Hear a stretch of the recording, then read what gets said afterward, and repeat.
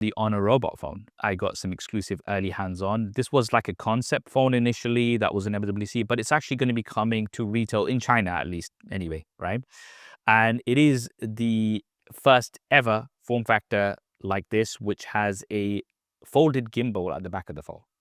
And it is pretty cool the way this works because, although it's slightly bigger than a normal smartphone, so it's around 248 grams, so a little bit heavier, a little bit thicker as well than a normal smartphone, but nevertheless, still a similar form factor to a regular smartphone. But then it's got this built-in gimbal at the back, which pops out, turns around, and it's very cool. Like, I have to say, whether or not this is going to be coming to market, I love seeing innovation. I love seeing different things. And this is something Honor's known for, like trying different things out.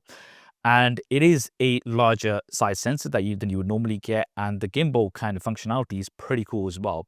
So this gimbal architecture is pretty impressive in itself. There's like 4 small motors, and then there's like 60 manufacturing processes. They've got over 80 patents for this device, right? So it just shows you that this is quite innovative the way it works. Um, I've was testing it out on my hands-on, and it works pretty well because what you could do is not only does it give you amazing stabilization because it's literally a gimbal, so you could be moving around, going left to right, and it gives you very, very stable footage. The bigger sensor means you get excellent quality, whether you're taking selfie videos, if you're vlogging or something like that, or taking other videos behind, right? Like from the rear. Really good quality photos and videos from what my base testing. And they're quite keen on this because I'm assuming Honor has paid a lot of money to Arri, right? Arri is the producer of a lot of movie Cinema cameras, cameras, right? yeah. Cinema cameras. The pronunciation I did check because it's German. It's Arri. That's how you say it. But yeah, so you can do lots of log C3 encoding, and you can get different 3D LUTs and stuff like that. And it's the first time Arri has worked with another company, so Honor very excited about this. And as I said, they probably paid a lot of money for this as well, right? But nevertheless, it does seem to be pretty cool as a concept phone. 7,100 milliamps silicon carbon battery, because I guess you're going to be using that camera a lot more as well. 6.3-inch OLED display, Snapdragon 8 Elite Gen 5. So you've got a lot of these features here. I don't know about the prices yet. They've not told me the price, but it's just going to be coming to China. Now, I guess the first question is, okay, what do you think of this? Do you think it's as cool as I'm saying? And then the second question, I guess the follow-up of this, do you see this going mainstream? Do you see this coming to other smartphones, or Honor actually releasing something globally for this? So the first time I saw it was at IFA, and Yeah. actually I saw it at CES first, by the way. I Mm. bet. And IFA IFA was hasn't happened yet, by the way, so I don't know what he's talking about. He's sorry, talking about NWC. NWC. Yes. Oh my God. Yeah.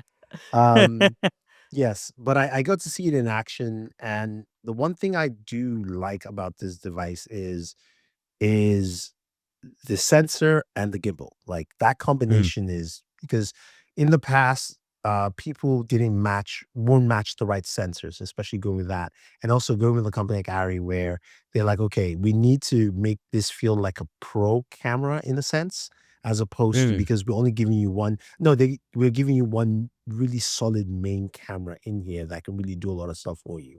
So I do mm, like that fact. Will it be something that goes mainstream? The answer is no. I can tell you mm, that right now, simply because this is number one, a device that is launched by Honor, not Samsung. That's just the honest truth, because mm, it's not gonna catch on in the West here because of that. Now the thing that we're seeing here though is that I think Honor has the opportunity to go into more the creator market than anything else, and really mm, tap into that market where if they find ways to work with like the apps like TikTok and IG, where it's very easy for you to record your stuff, and then from right there, a quick edit, it goes into your TikTok, stream, all that kind of stuff. Because we know very well that like when DJI launched the Osmo Pocket, especially Pocket 3 was a big hit.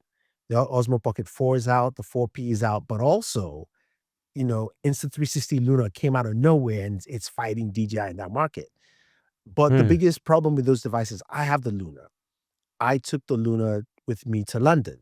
And Mm, one of the things that stopped me from using it a lot is because I had to take it out and pop it into my laptop and edit, right? mm, As opposed to at that point, I was like, I already have my Sony A7 IV. It gives me better footage anyway, so I might as well just use that, right? You mm. know, but when you have your phone, you're doing it right there. You're like, I record, I edit, I do. So if they can make it feel like something like that, we're like, now you're getting a full-fledged phone, you're getting great like all that stuff. It's just a matter of how they package it. I think that's the biggest thing is like, do they package it well enough where it feels like, oh, I can either buy a phone and an Insta 360 or DJI, or I'll just buy a phone, right? That's the Like, thing.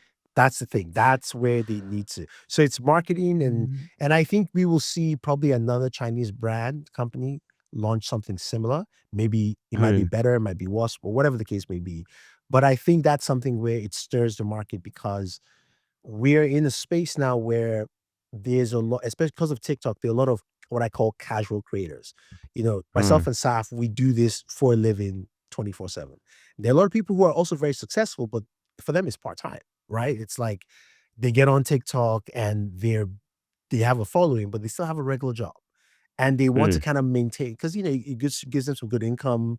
You want to maintain the quality and you mm. still don't want to go and get that Sony A7 IV. You're like, that's too much. And I've been Yeah. editing on CapCut.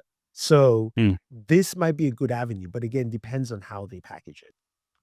I think you mentioned a couple of good points there. Firstly, with the rise of the DJI Osmos and the Insta 360 Luna and things like that, I think having that kind of almost combined into one device just makes more sense in that sense that look, instead of having your smartphone and then having to carry another device with you, having to record, transfer everything, you just got everything in one device and it's going to give you very good quality, better than what you're going to get on a regular smartphone.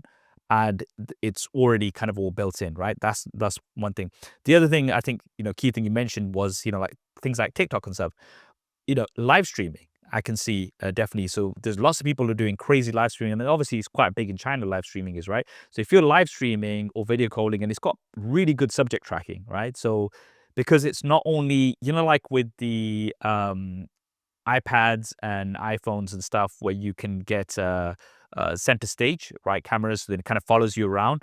Yeah. But that's because it's using a wider camera and kind of tracking you. The quality is not going to be great. This physically moves and follows you around. You know what I mean? So if you're like kind of live streaming, I'm going to move over to here, or you're doing a video call, you're talking, you're like, okay, I'm just cooking here. I'm going to go there. I'm going to grab whatever, like stuff like that. It can actually track you. So it can actually move around physically, giving you amazing quality and motion as well. So I Yeah. do see a lot of potential for it. I agree with you that mainstream, it's obviously it's more kind of targeted to content creators. But for me, when it comes to things like this, it's great for headlines, right? So it's just like, okay, somebody maybe hasn't heard about Honor before. They're like, whoa, Honor's doing some pretty cool stuff, right? Oh, they release devices that are around the £600 mark as well. Maybe I'm going to pick up the Honor 600 Pro because now I know about what Honor is and what they do, right? And they do some pretty cool stuff. So I think it's great for Honor to be able to show this technology. I mean, there's 80 patents, right? That's a lot of, there's obviously a lot of R&D that's gone into this device. And, trying this out in hand, very, very impressive in terms of the actual technology. Not completely mainstream, but maybe we'll see variations of this going forward. Something that, I think is definitely nice to have and try. No, definitely. You mentioned live streaming. Like, honestly, go talk to iShowSpeed. Do a sponsor with it. Let him, because let him just walk around and do his thing and like use it to record. Because he streams are from different angles, but a POV from himself, being able to show that, like, I mean, that's golden. That's almost like or even like Kai Cenat that does the streamer university, and it's like, okay, every streamer here's your starter kit from Honor, right? Here you go. Yeah. Use Yeah. this. Try it out. I mean, like, again, like Saf said, it's a device that I think really has a lot of potential, good headlines to showcase the rest of what Honor does as a mm. company in terms of devices. So I think that is actually probably the main point that this device brings to the table for them. That it's like we can do a lot of really cool stuff, and this is just one example of what the kind of stuff that we do.